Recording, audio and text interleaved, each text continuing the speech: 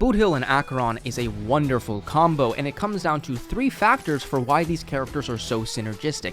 Number 1, Boothill can actually apply up to 4 debuffs in a single turn, depending on how many times you can use his standoff and ult, which all count as a debuff.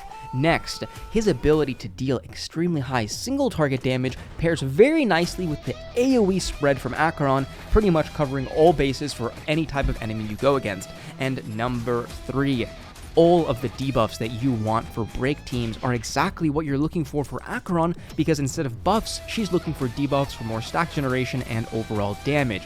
Both characters will benefit from Death Shred and Res Pen equally, and it makes them a wonderful pair. So, hit that subscribe button before we get into the run, and let's see how Boothill Acheron goes. A quick rundown of the speeds. We've got Acheron exactly 123.5, putting her at 133.5 being the last character to go at the end of each cycle. Boothill is 160 on Eagle set, so he's going to go 3 times. Pela is 150 on Von Whack and Eagle, so she's going to go 3 times at the beginning of each wave, and then also our Ron May is at 120 on Von Whack.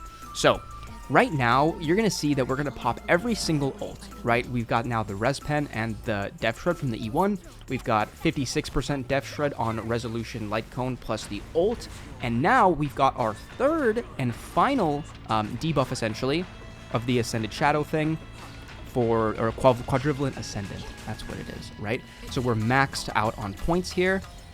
Beautiful. And now still at 3 stacks. We take out the last enemy, and as you can see, Acheron is now at 7 stacks already. So at this point, we're just going to play around with the skill points just to build up as much as possible. You can see Acheron is the very last character to go. This is pretty much setting up our next cycle perfectly, because we're going to go in with max stacks, max Death Shred, all of our ults are up essentially. I mean, it's a pretty perfect situation, if I might say so myself.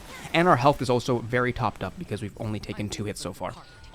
Now, at 0 action value, we pop Acheron's ult, killing the Trotter. This is going to give us a 0 action value turn with Acheron, letting us build another few skill points. Beautiful. Now, if this wasn't E2, we'd be getting 1 less point every single time, but if you just watch the whole run, you're going to see why I don't even think E2 was necessary whatsoever. The damage maybe, but for the extra point, no.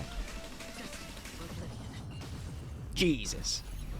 Yeah, I take it back, actually. You know what? The damage might be unnecessary, too. We're going to have to go back, but it is a 45% multiplier. Anyways, right before that enemy goes at 1 action value, we pop the ult because he is going to stun one of our characters with the alien state. As you can see, now he's getting pushed back, and now we can break him with Boothill, allowing him to do absolutely fuck all.